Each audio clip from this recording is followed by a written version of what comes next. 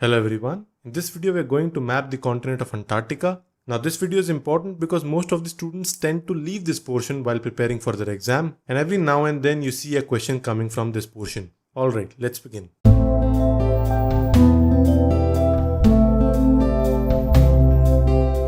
Right, so before we begin you must know that we are looking at the bottom view of the earth, so this is the bottom view. And of course this is the South Pole. Now first let us look at the location of this continent. The continent of Antarctica is the southernmost continent and it is entirely in the Antarctic Circle. इस continent की खासियत यह है that it is 98% ice. और एक और काफ़ी interesting fact है that 90% of the world's ice is found in the continent of Antarctica. अब Antarctica is the coldest, driest and windiest continent of the world and it has the highest average elevation amongst all the continents. Basically, Antarctica is a cold desert. Now let us look at some water bodies of this region. सबसे पहले आपको पता होना चाहिए that the longest river in Antarctica is the river Onyx. अब आप सोच रहे होंगे कि अभी तो कहा था कि 98% आइस है तो रिवर कहाँ से आई? Now basically these water bodies that are there inside the landforms are subglacial.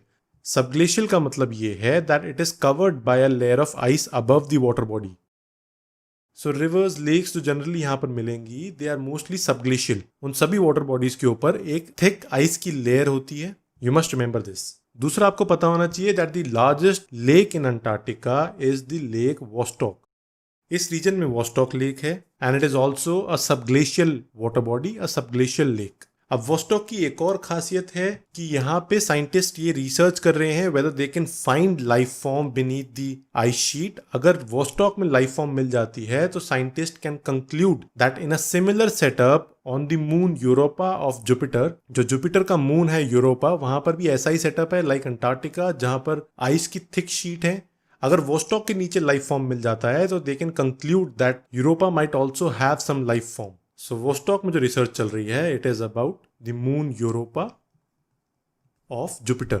उसके बाद आपको नोटिस करना है रॉस सी, एमेंडसन सी एंड बेलिंगहॉसन सी. ये तीनों सी काफ़ी इंपॉर्टेंट हैं बिकॉज इस रीजन में काफ़ी ज़्यादा इंडेंजर्ड स्पीचीज हैं such as blue whale, penguin etcetera. उसके बाद आपको नोटिस करना है southern ocean which surrounds the entire continent of Antarctica. Now this is the Davis sea and this is the porpoise sea. अब लास्ट में आपको देखना है वेडल सी. तो ये हैं सभी surrounding water bodies of Antarctica. Now let us look at the mountain ranges and peaks of Antarctica. सबसे पहले बात करते हैं माउंट एल्बर्स की. Now this region is also known as Ross Island. Mount Erebus की खासियत यह है that it is the southernmost active volcano of the world. उसके बाद आपको नोटिस करना है Transantarctic Mountains. This is the longest and the most important mountain range in Antarctica. अब ट्रांस अंटार्कटिक माउंटेन्स की एक खासियत है that it divides Antarctica into two parts. एक है West Antarctica also known as Lesser Antarctica और एक है East Antarctica which is also known as Greater Antarctica. अब वेस्ट अंटार्कटिका इसलिए भी काफ़ी ज़्यादा फेमस है बिकॉज यहाँ की आइस शीट्स पे काफ़ी ज़्यादा रिसर्च चल रही है because they are being threatened by global warming that these ice sheets might collapse, these glaciers might collapse and this might prove out to be a threat to the world in the coming centuries. Because अगर ये glaciers collapse कर जाते हैं तो पूरी दुनिया में सी water level rise कर जाएगा which would be catastrophic. Right, so the highest peak of Antarctica is Mount Vinson Massif. इसकी हाइट है रफली 4,897 meters. Alright, now let us look at some issues of this reason.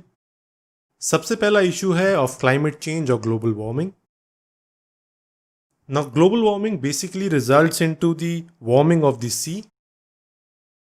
और इससे जो अभी हमने एक इशू डिस्कस किया था of the ice glaciers collapsing specially in Lesser Antarctica, in West Antarctica, which is now a big issue. Climate change से एक और इशू आता है which is of ocean acidification.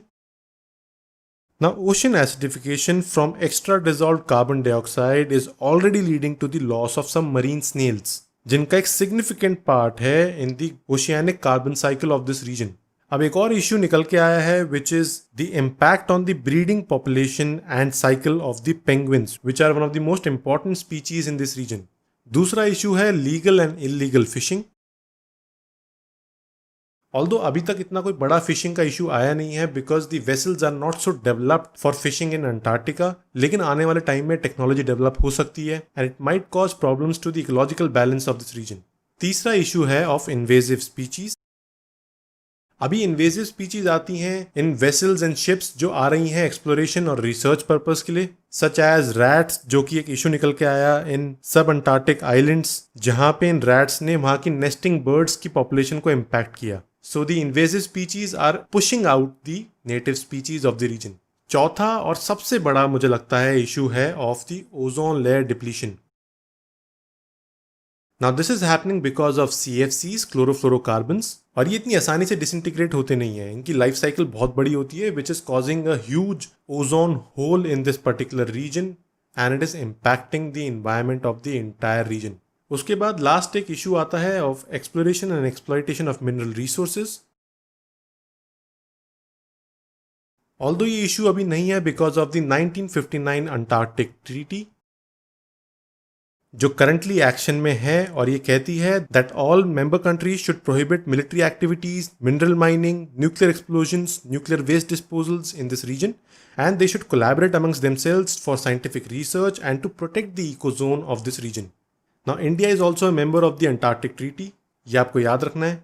लेकिन इशू ये निकल के आ रहा है that the Antarctic treaty is not for ever, ये 2048 में एक्सपायर हो जाएगी, उसके बाद इसको रिव्यू और रेन्यू करना जरूरी है एंड देयर आर कंसर्न्स कि 2048 में इसको कैसे रेन्यू किया जाएगा। अब हमें इंडिया की प्रेजेंस देखनी है in this region. Now like many countries, India also has a research centre in Antarctica जिनके नाम है मैत्री एंड भारती। सबसे पहले एक रिसर्च सेंटर हुआ करता था bye the name of Dakshin Gangotri, but this was abandoned in the late 80s। उसके बाद से मैत्री इंडिया का रिसर्च सेंटर था, लेकिन 2015 में एक और रिसर्च सेंटर स्टार्ट किया गया by the name of Bharati. Now these research centres are funded and managed by the National Centre for Antarctic and Ocean Research which is under the Ministry of Earth Sciences. अब India काफ़ी सारी studies करता है such as atmospheric, biological, earth sciences, chemical sciences and medical sciences. हमारे लिए भारती बहुत important है from the exam point of view क्योंकि काफ़ी रीसेंट है। मैत्री तो काफ़ी पुराना है, 1989 के आसपास इसको शुरू किया गया था।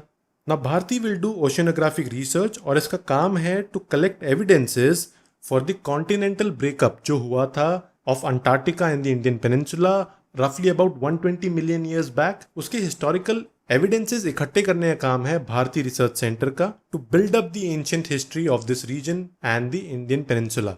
तो यहाँ से एविडेंसेस इकट्ठे किए जाएंगे और फिर इंडियन पेनिनसुला से एविडेंसेस इकट्ठे किए जाएंगे और फिर समझा जाएगा कि ये कैसे ब्रेकअप हुआ था इन कॉन्टिनेंट्स का। राइट, सो इंडिया इस डायरेक्शन में है और इंडिया के रिसर्च सेंटर यहाँ पर हैं। Now this is for those who want to know the exact location. Although Antarctica में और भी बहुत सारे रिसर्च सेंटर्स हैं, बहुत सारी कंट्रीज के हैं, but they are not important for us from the exam point of view. Right, so this was the entire mapping of Antarctica. I hope that you enjoyed watching this video. Thank you. So this is it for this video. The PDF notes for this video are available on the Civil Coursify Android app for free. Subscribe to our YouTube channel, download the Civil Coursify Android app and follow us on Facebook and Telegram. Links are available in the description as well as comment section. Till then, thank you and take care.